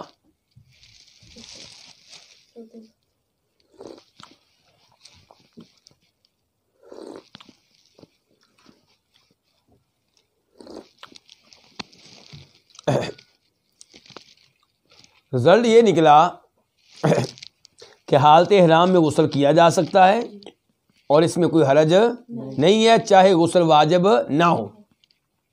اب جب آپ غسل کریں گے تو آپ کے سر کے بال گریں گے، گر جائیں، آپ جان بوجھ کر نہ گرائیں، آپ سر کے بالوں کو حرکت دے رہے ہیں پانی داخل کرنے کے لیے، آپ کی نیت بال گرانے کی نہیں ہے، گر گیا کوئی مسئلہ نہیں، وہ تو وضو کرتے ہوئے بھی گریں گے، آپ کی داڑھی کے بال سر کے گریں گے مسح کرتے ہوئے، آپ کے بازوؤں کے گریں گے بازوؤں کو دھوتے ہوئے وضو کے دوران، آپ کی ٹانگوں کے گریں گے جب آپ وضو کر رہے ہوں گے،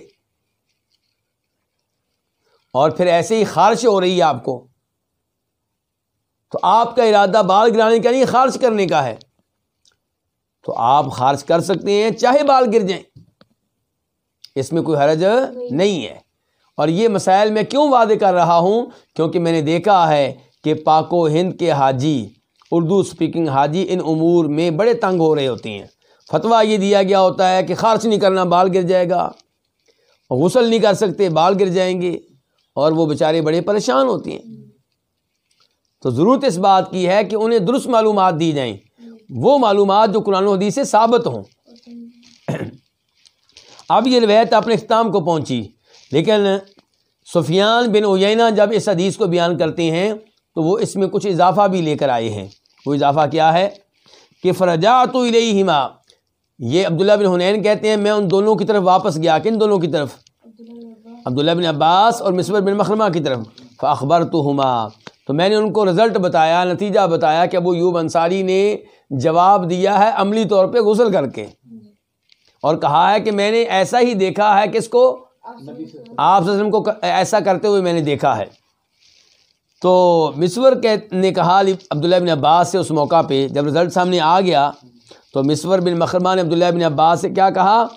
لا اماریک ابداً، میں آئندہ کبھی بھی آپ سے بحث و مباحثہ نہیں کروں گا، یعنی کہ آپ کا علم بہت زیادہ ہے ماشاءاللہ، آپ کے پاس احادیث ہیں، آئندہ میں آپ سے کوئی بحث و مباحثہ نہیں کروں گا۔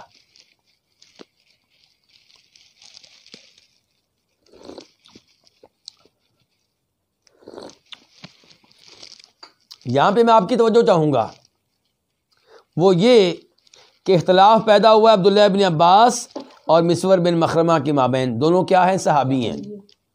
حل کہاں سے نکلا؟ تیسرے صحابی کے پاس سے. وہ کون ہے؟ ابو ایوب انصاری. اور حل ان کے پاس سے کیا نکلا کہ اللہ کے رسول نے حالت احرام میں غسل کیا ہوا ہے. فیصلہ کس نے کیا؟ حدیث نے. اور قرآن یہی کہتا ہے کہ فَإِن تَنَازَعْتُمْ فِي شَيْءٍ فَرُدُّوهُ إِلَى اللَّهِ وَالرَّسُولِ إِن كُنتُمْ تُؤْمِنُونَ بِاللَّهِ وَالْيَوْمِ الْآخِرِ. کسی بھی مسئلے میں، عقیدے کا مسئلہ ہو یا فقہ کا مسئلہ، بڑا ہو یا چھوٹا، کسی بھی مسئلے میں اختلاف پیدا ہو جائے تو اس کا فیصلہ کہاں سے لو؟ قرآن سے لو یا نبی علیہ السلام کی احادیث سے لو، اگر تم اللہ اور آخرت پہ ایمان لانے والے ہو. آج علماء کرام میں اختلافات ہیں، پبلک میں اختلافات ہیں. نماز کیسے پڑھنی ہے، وضو کیسے کرنا ہے، حج کیسے کرنا ہے، عمرہ کیسے کرنا ہے. یہ اختلافات حل کرنے کا طریقہ یہ ہے کہ نبی علیہ الصلوۃ والسلام کی صحیح احادیث کی طرف رجوع کیا جائے، تبھی اتحاد قائم ہوگا، اختلافات ختم ہوں گے. اس کے بعد یہاں پہ یہ بھی وضاحت کرنا چاہوں گا کہ یہ تینوں صحابی امام ہیں یا نہیں؟ امام ابو حنیفہ، امام مالک، امام شافعی، امام احمد سے بڑھ کر امام ہیں. ایسے ہی ہے.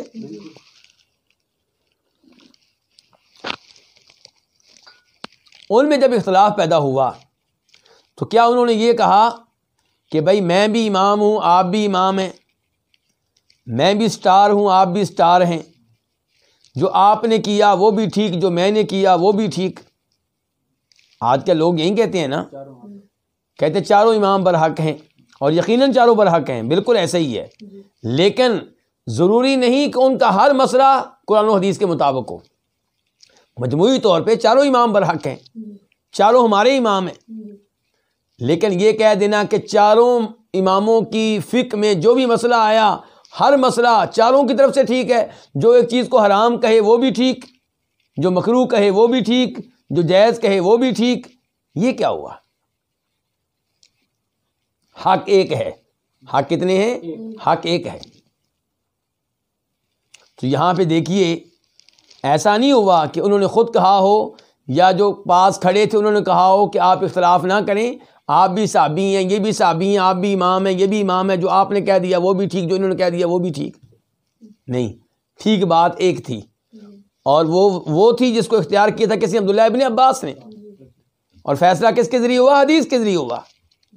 تو پتہ چلا احادیث کی طرف رجوع کریں اور انسان دلی طور پہ صحیح مومن ہو تو اختلافات ختم ہو جاتے ہیں. ضد رکھنے والا نہ ہو، ہر درم نہ ہو.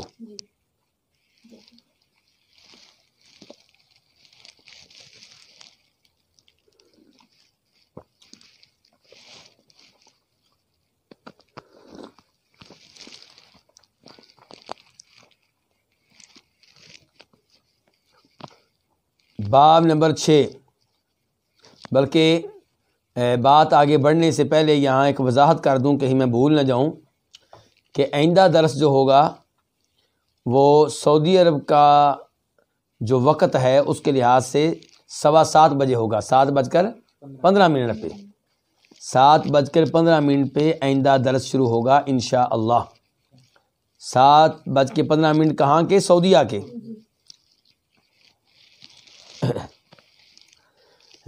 باب 6 باب کیا؟ باب اشتراط المحرم التحلل بعذر. محرم کا، احرام میں داخل ہونے والے کا یہ شرط لگا لینا کہ میں کسی عذر کی وجہ سے حلال ہو جاؤں گا. احرام محرم کا شرط لگا لینا کہ میں حلال ہو جاؤں گا. یہ شرط کیوں لگانا؟ کسی عذر کی وجہ سے، کسی مجبوری کی وجہ سے. حدیث نمبر 764 764. اس کو اپنی کتب میں جگہ دی کنہوں نے؟ امام بخاری نے اور امام مسلم نے. عن عائشہ قالت دخل رسول اللہ صلی اللہ علیہ وسلم علی ضباعۃ بنت الزبیر. ام المؤمنین عائشہ رضی اللہ عنہا سے روایت ہے، وہ کہتی ہیں کہ رسول اللہ صلی اللہ علیہ وسلم ضباع بنت زبیر کے پاس تشریف لائے، ان پہ داخل ہوئے. ज़ुबा बिनत ज़ुबैर کس کی بیٹی ہیں؟ زبیر کی. اور زبیر کون ہے؟ زبیر بن عبد المطلب، یعنی کہ زبیر چچا ہیں کس کے؟ نبی علیہ الصلوۃ والسلام کے. تو پتہ چلا کہ آپ کے چچاؤں میں ایک چچا کا نام زبیر بھی ہے. اور زبا پھر آپ کی کیا لگی؟ چچا زاد بہن، جس کو آج کل لوگ کیا کہتے ہیں؟ کزن. تو آپ زبا بنت زبیر کے پاس تشریف لائے. فقال لها، تو آپ نے ان سے کہا لعلک اردت الحج، شاید کہ تو نے حج کا ارادہ کیا ہے، حج کا ارادہ کیا ہے تو نے. قالت، وہ کہنے لگیں واللہ لا اجدنی الا ودیعا، اللہ کی قسم میں اپنے آپ کو نہیں پاتی مگر مریض. اللہ کی قسم میں تو مریض ہوں، ان کے حج کرنے کو دل چاہتا ہے لیکن میں کیا ہوں؟ مریض ہوں، میں حج پورا نہیں کر سکوں گی. فقال لها، تو آپ نے ان سے کہا حجی، حج کرو، واشترطی، اور شرط لگا لو. قولی، یہ کہنا کہ اللہم محلی حیث حبستنی، اے اللہ میرے حلال ہونے کی جگہ وہ ہوگی جہاں تو نے مجھے روک لیا. یہ شرط کے الفاظ بھی آپ نے بتا دیے. مقصد یہ ہے کہ جب زبا تم بیمار ہو تو یہ الفاظ کہہ لینا، فائدہ یہ ہوگا کہ جہاں پہ تم محسوس کرو کہ اب میں حج آگے نہیں کر سکوں گی، میری بس ہو گئی ہے، میں بے بس ہو گئی ہوں، تو وہاں پہ احرام سے باہر نکل آنا، کوئی گناہ نہیں ہوگا، کوئی جرمانہ نہیں ہوگا، کوئی دم نہیں پڑے گا. کیوں؟ کیونکہ نیت کرتے ہوئے، تلبیہ کہتے ہوئے پہلی بار ساتھ ہی کیا کر لیا تھا؟ شرط لگا لی تھی. مشروط احرام. کون سا احرام تھا یہ؟ تو آج بھی اگر کوئی بیمار ہو اور وہ سمجھتا ہے کہ شاید میں عمرہ مکمل نہ کر سکوں یا حج مکمل نہ کر سکوں، تو میقات سے عمرے حج کی نیت کرتے ہوئے شرط لگا لے. اور پھر کوئی رکاوٹ کھڑی ہو گئی، بیمار ہو گیا، تو احرام کھول دے، اس کے اوپر کوئی جرمانہ نہیں ہوگا، کیونکہ اس نے شرط لگائی ہے اس لیے.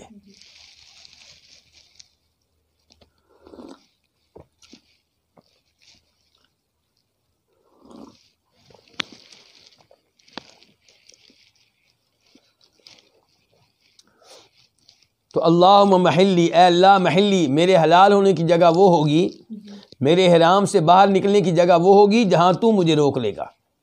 یعنی کہ بیماری کس کی طرف سے ہوتی ہے؟ اللہ کی طرف سے. جب بیماری بڑھ جائے گی اس کا مطلب ہے کہ اللہ نے روک لیا ہے.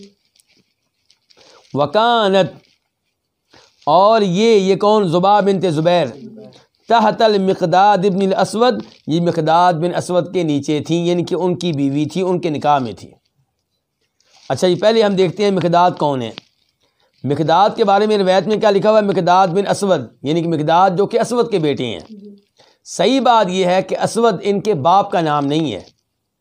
اسود وہ آدمی تھا جس نے ان کو پالا تھا، جس نے ان کو منہ بولا بیٹا قرار دیا تھا. اسود سگا باپ نہیں تھا. سگا باپ کون ہے؟ مقداد بن عمر بن ثعلبہ الکندی. عمر بن ثعلبہ کندی ان کے سگے باپ ہیں. ان کے سگے باپ کون ہیں؟ عمر بن ثعلبہ الکندی. اچھا جی، اب زبا بنت زبیر جو نبی علیہ الصلوۃ والسلام کی چچا کی بیٹی ہیں، وہ کیا ہوئیں؟ ہاشمی ہوئیں، قریشی، اور قریش میں سے کیا ہوئیں؟ ہاشمی. اور یہ مقداد بن اسود یہ قریشی نہیں ہے، یا آپ یوں کہیں کہ یہ ہاشمی نہیں ہے. یعنی کہ زبا بنت زبیر ہاشمی ہے اور مقداد بن اسود ہاشمی نہیں ہے. تو مقداد کی شادی کس سے ہوئی ہے؟ ہاشمی لڑکی سے. تو کیا ہاشمی لڑکیوں سے وہ شادی کر سکتے ہیں جو ہاشمی نہ ہوں؟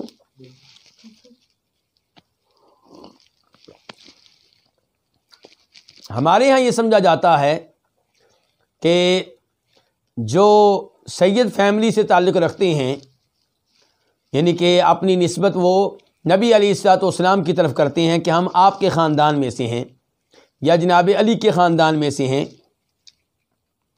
اور یہ کہ ہم ہاشمی ہیں، وہ سمجھتے ہیں کہ ہماری بچیوں سے غیر ہاشمی شادی نہیں کر سکتا. جبکہ نبی علیہ الصلوۃ والسلام کی طرف آپ دیکھیں اور صحابہ کرام کی طرف دیکھیں تو آپ کو معاملہ اس کے برعکس ملے گا. خود نبی علیہ الصلوۃ والسلام کی 2 بیٹیاں جناب عثمان بن عفان کے گھر میں گئی ہیں، ان کی بیویاں بنی ہیں، اور جناب عثمان ہاشمی نہیں ہیں، قریشی ہیں لیکن ہاشمی نہیں ہیں، اور آپ کی بیٹیاں کون ہیں؟ وہ ہاشمی ہیں. اور یہاں پہ آپ نے دیکھ لیا زباب بنت زبیر کا کہ کیا ہیں؟ ہاشمی ہیں، اور شادی کس سے ہوئی ہے؟ مقداد بن اسود سے، جو ہاشمی نہیں ہے.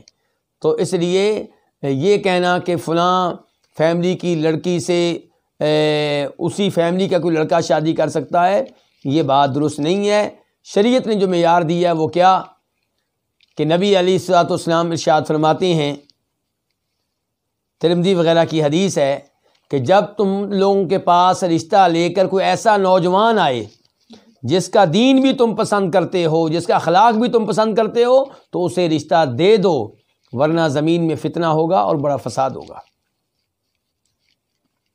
تو اپنی فیملی، اپنی برادری کے چکر میں بچیوں کو لیٹ کر دینا، شادی ان کی لیٹ کرنا، یا ان کی شادی کسی ایسے آدمی سے کر دینا جو بے نماز ہے، داڑھی مونڈتا ہے، سود لیتا ہے، لیکن یہ کہ ہماری فیملی کا ہے، یہ درست نہیں ہے.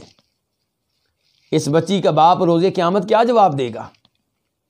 آپ اس لڑکے کو تلاش کریں جو نماز پڑھنے والا ہو، توحید کے اوپر ہو، رزق حلال کا اہتمام کرتا ہو، کبیرہ گناہوں سے بچتا ہو، آپ کی فیملی سے ہو یا نہ ہو. اس کے بعد باب نمبر 7، باب احرام النفساء والحائض.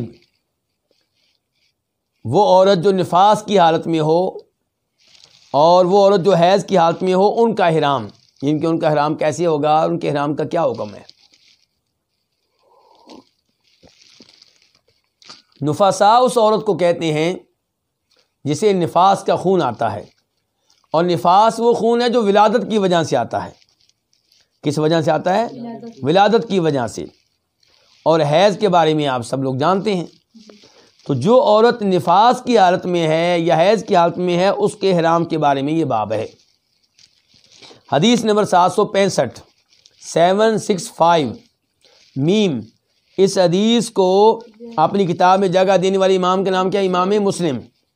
عن عائشہ رضی اللہ عنہا قالت نفست اسماء بنت عمیس بمحمد ابن ابی بکر بالشجرہ. ام المؤمنین عائشہ رضی اللہ عنہا سے روایت ہے، وہ کہتی ہیں کہ نفست اسماء بنت عمیس، کہ اسماء بنت عمیس نے محمد بن ابو بکر کو جنم دیا شجرہ مقام پہ. کس مقام پہ؟ شجرہ درخت کو کہتے ہیں. اصل میں یہ مقام ذوالحلیفہ ہے، مدینہ کا میقات. کون سا میقات ہے؟ تو وہاں پہ ایک درخت تھا، اس کی نسبت سے اس جگہ کو شجرہ بھی کہتے تھے. تو ورنہ یہ کیا ہے؟ مقام ذوالحلیفہ ہے، مدینہ کا میقات ہے. تو یہ نبی علیہ الصلوۃ والسلام اور صحابہ کرام اصل میں نکل رہے ہیں حج کے لیے.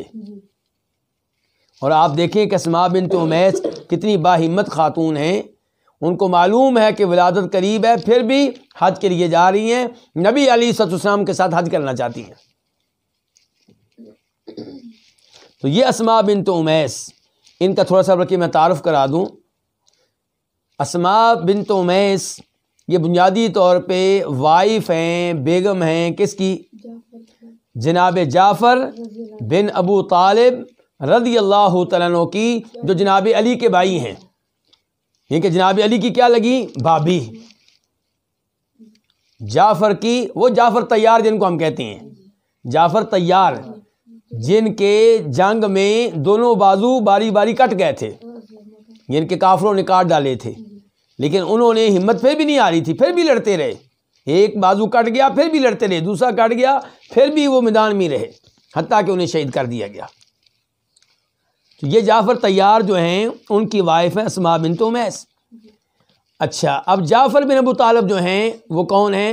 ہاشمی ہیں اور آل بیت میں سے ہیں، کیونکہ صحیح بات یہ ہے کہ آل بیت میں شامل ہیں آپ کے مسلمان چچا اور آپ کے چچاؤں کی وہ اولاد جو مسلمان ہے. اب جعفر جو ہیں یہ مسلمان ہیں، اگرچہ ان کے والد مسلمان نہیں تھے، جناب علی کے بھائی ہیں اور صحابی بھی ہیں. تو یہ جو ہیں اسماء بنت امیس، ان کی شادی جعفر کے ساتھ ہوئی ہے. اب یہ بیوہ ہو چکی ہیں، تو بیوہ ہونے کے بعد ان سے شادی کس نے کی ہے؟ جناب ابو بکر صدیق رضی اللہ تعالیٰ عنہ نے. اندازہ کیجئے کہ ہاشمیوں میں، آل بیت میں اور دیگر صحابہ کرام میں کتنا اچھا تعلق ہے. اگر یہ لوگ آپس میں دشمن ہوتے تو نبی علیہ الصلوۃ والسلام جناب ابو بکر صدیق کو کہتے خبردار، آپ ہماری فیملی کی لڑکی سے شادی نہیں کر سکتے، ہم کر سکتے ہیں آپ کی بچیوں سے، آپ نہیں کر سکتے. یا جناب علی کہتے، اگر وہ سمجھتے ابو بکر صدیق ہمارے دشمن ہیں تو وہ کہتے خبردار، آپ ہماری بھابھی سے شادی کرنے کے بارے میں نہ سوچیں. لیکن ایسا نہیں ہوا. تو اسماء بنت امیس سے کس نے شادی کی ہے؟ ابو بکر صدیق رضی اللہ تعالیٰ نے. جب وہ فوت ہوئے پھر کس نے شادی کی ہے؟ جناب علی نے شادی کی ہے. اب آپ دیکھیے جناب علی نے شادی کب کی ہے؟ جب جناب ابو بکر فوت ہوئے ہیں. اس کا مطلب ہے وہ خلیفہ بن چکے ہیں. اگر جناب علی یہ سمجھتے کہ خلافت میرا حق تھا، ابو بکر صدیق نے میرا حق چھینا ہے، تو ان کی وائف سے شادی کیوں کرتے؟ کہتے یہ تو اب ان کی ہو گئی، ہمیں کیا لگے اس عورت سے، جس نے ابو بکر سے شادی کی میں اسے شادی کیوں کروں؟ لیکن صحابہ کرام آپس میں محبت کرنے والے، پیار کرنے والے، ان میں دشمنیاں نہیں تھیں. چھوٹی موٹی غلط فہمی وہ کہیں بھی ہو سکتی ہے، لیکن یہ باور کرانا کہ ایک دوسرے کے دشمن تھے، ایک دوسرے کے خون کے پیاسے تھے، ایسی کوئی بات نہیں ہے.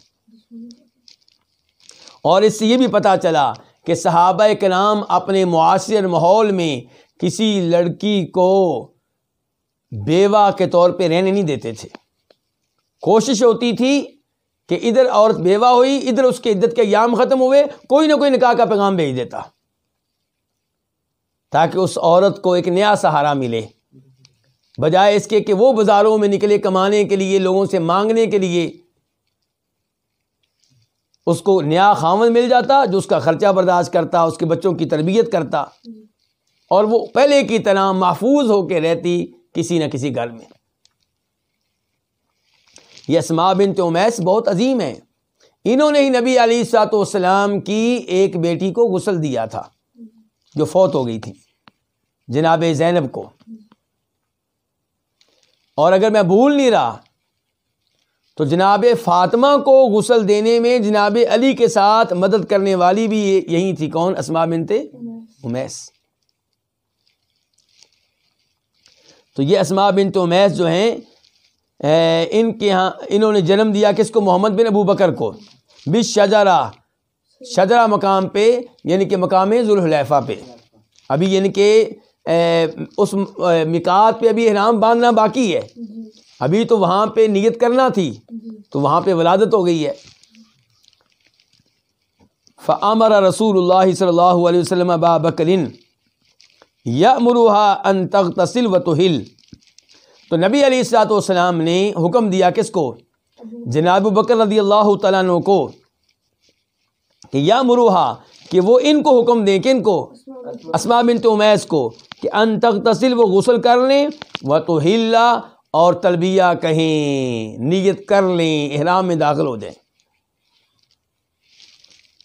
یہاں سے ایک دفعہ پھر میں کہوں گا، پتہ چلا اسماء بنت امیس کتنی باہمت خاتون ہے. اس حالت میں وہ پیچھے مڑنے کی بجائے آگے گئی ہیں. ولادت ہو چکی ہے، اب حج جیسا مشکل سفر، لمبا سفر، اونٹنی پہ سفر، اگر کوئی ایسی عورت ہوتی جو کم ہمت ہوتی، وہ کہتی بھائی اب بس، اب میں واپس جاتی ہوں مدینہ میں، کیونکہ مدینہ تو قریب ہے نا. لیکن وہ کدھر جا رہی ہیں؟ مکہ کی طرف جا رہی ہیں. اور یہ بھی پتہ چلا کہ نفاس کی حالت میں، حیض کی حالت میں احرام باندھا جا سکتا ہے. میقات پہ آپ آئے ہیں، اور اگر آپ عمرے کے لیے جا رہی ہیں یا حج کے لیے جا رہی ہیں اور میقات آ گیا ہے، تو اس میقات سے احرام باندھنا لازمی ہے، ضروری ہے.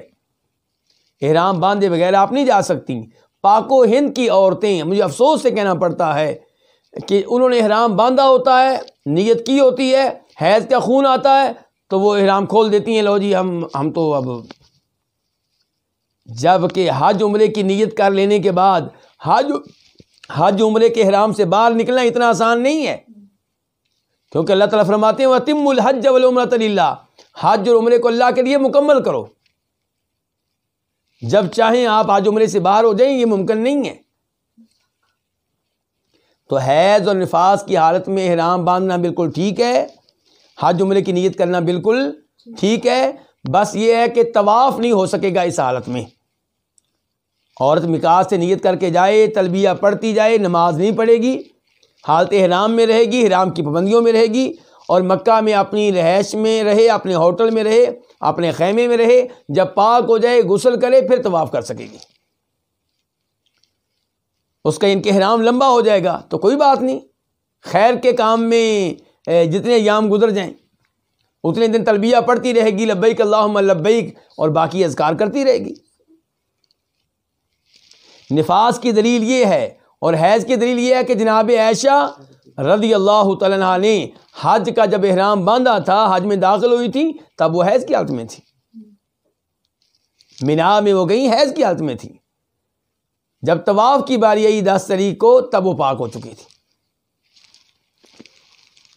تو یہاں پہ اللہ کے رسول علیہ السلام نے ابو بکر کو حکم دیا کہ یأمرھا، وہ ان کو حکم دے کہ ان کو اسماء بنت امیس کو کہ ان تغتسل، وہ غسل کریں، نفاس کی حالت میں کیا کریں؟ اس کا مطلب یہ ہے کہ جو عورت حیض کی حالت میں ہے، نفاس کی حالت میں ہے، ولادت کا خون آ رہا ہے، وہ میقات پہ جب نیت کرے گی تو غسل کرے گی، وَتُحِلَّ، اور تلبیہ پڑھے۔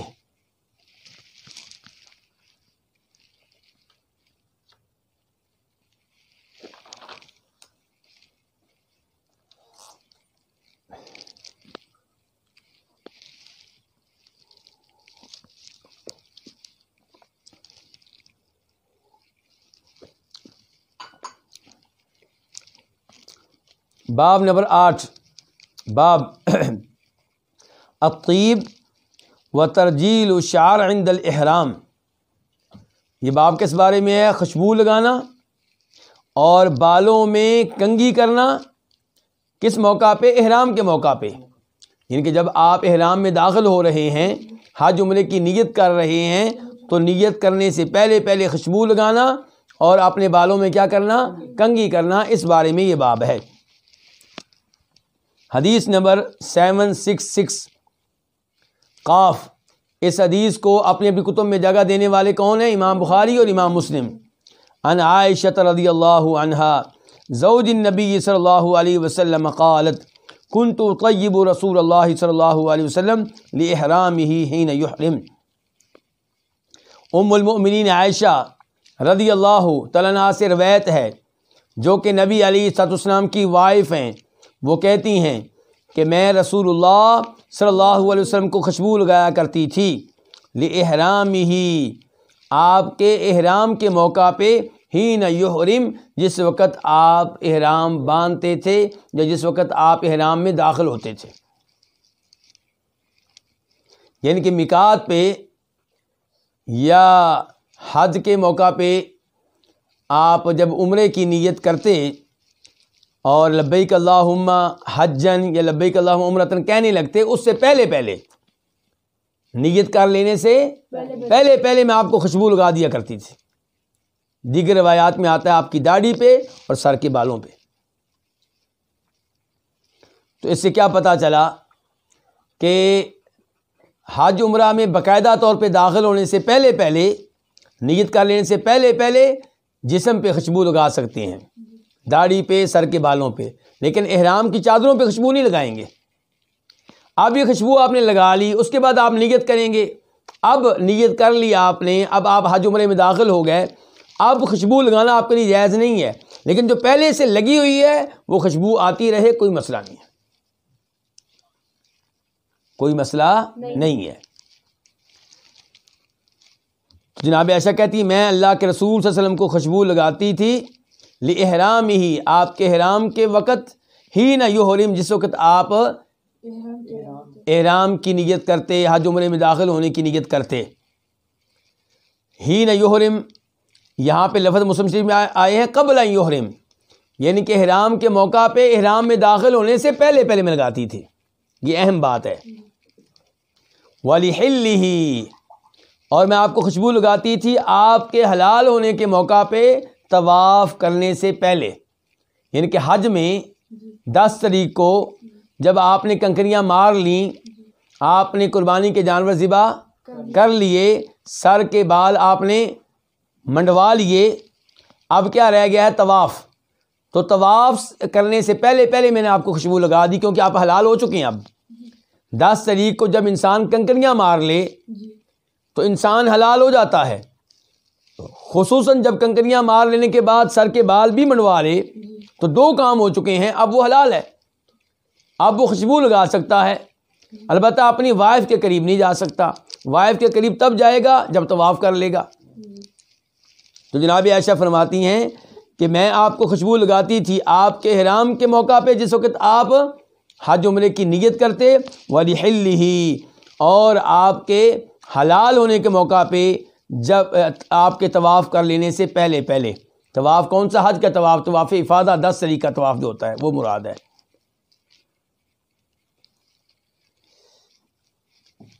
اس کے بعد حدیث نمبر کیا ہے؟ 767 قاف. اس حدیث کو اپنے کتب میں جگہ دی کنہوں نے؟ امام بخاری نے اور امام مسلم نے. عن عائشہ رضی اللہ عنہا قالت کأنی انظر الى وبیس الطیب فی مفرق النبی صلی اللہ علیہ وسلم وهو محرم. ام المؤمنین عائشہ رضی اللہ عنہا سے روایت ہے، وہ کہتی ہیں گویا کہ میں دیکھ رہی ہوں خوشبو کی چمک کی طرف نبی علیہ الصلوۃ والسلام کی مانگ میں. مانگ آپ ان کے بالوں کو ادھر کر لیتے درمیان میں کیا نکل آتی؟ مانگ. تو کہتی ہیں گویا کہ میں نبی علیہ الصلوۃ والسلام کی مانگ میں خوشبو کی چمک کی طرف دیکھ رہی ہوں جبکہ آپ حالت احرام میں ہیں. یعنی کہ حالت احرام میں ہوتے اور خوشبو جو پہلے سے لگائی گئی ہوتی تھی وہ موجود رہتی تھی، اور اس کا منظر میرے ذہن میں اب بھی محفوظ ہے، مجھے اب بھی وہ چمکتی ہوئی نظر آ رہی ہے. تو یہ حدیث بھی پچھلی حدیث کی تائید کر رہی ہے. اس سے بھی پتہ چلا کہ احرام میں داخل ہونے سے پہلے لبیک اللہم عمرۃ، اے اللہ میں عمرے کے لیے حاضر ہوں، یہ لفظ کہنے سے پہلے پہلے. لبیک اللہم حجن، اے اللہ میں حج کے لیے حاضر ہوں، لفظ کہنے سے پہلے پہلے مرد جو ہے وہ خوشبو لگا سکتا ہے اپنے جسم پہ، چادروں پہ نہیں، اپنی داڑھی پہ، اپنے سر کے بالوں پہ، اور وہ خوشبو بعد میں بھی آتی رہے، جسم پہ لگی رہے، کوئی مسئلہ نہیں ہے. لیکن نیت کر لینے کے بعد اب نہیں لگائے گا خوشبو. اور یہ بھی پتہ چلا کہ نبی علیہ السلام خوشبو کو کتنا پسند کرتے تھے. مسلمانوں کو چاہیے کہ وہ بھی اپنے نبی کی طرح ایسے ہی صاف ستھرے رہیں اور خوشبو کا اہتمام کیا کریں. یہاں پہ ایک سوال پیدا ہو سکتا ہے، کئی بھائی بعد میں وہ سوال لکھ کر بھیجتے بھی ہیں کہ باب کیا تھا؟ خوشبو لگانا اور بالوں میں کنگھی کرنا احرام کے موقع پہ. اب ان 2 احادیث میں خوشبو کا تذکرہ تو آیا ہے لیکن کنگھی کا تذکرہ نہیں آیا. تو اس بارے میں ایک حدیث نوٹ کر لیں، بخاری شریف کی ہے 1545 1545. اس میں یہ آتا ہے، عبداللہ ابن عباس کہتے ہیں کہ نبی علیہ السلام مدینہ سے نکلے کنگھی کر لینے کے بعد اور تیل لگا لینے کے بعد اور چادریں پہن لینے کے بعد. اس کا مطلب یہ ہے کہ آپ نے کنگھی کی ہے اس موقع پہ، احرام کے موقع پہ آپ نے کیا کیا ہے؟ کنگھی کی ہے، خوشبو لگائی ہے، تیل لگایا ہے، پھر اور چادریں پہنی ہیں اور اس کے بعد نیت کی ہے. تو احرام کے موقع پہ یعنی کہ نیت کر لینے سے پہلے پہلے خوشبو لگائیں، کنگھی کر لیں، تو اس میں کوئی حرج نہیں ہے. حج عمرے کے یہ احکام جاری رہیں گے، ابھی کئی احادیث باقی ہیں. اب وقت اپنے اختتام کی طرف بڑھ رہا ہے، اس لیے آج کا درس یہیں پہ روکتے ہیں. اور میں پھر اعلان کر دوں انشاءاللہ آئندہ درس سعودی عرب کے وقت کے مطابق کب شروع ہوگا؟ 7:15 پہ، یعنی کہ اب شروع ہو رہا تھا 40 منٹ پہ، تو آئندہ شروع ہوگا 15 منٹ پہ، یعنی کہ کتنے منٹ پہلے؟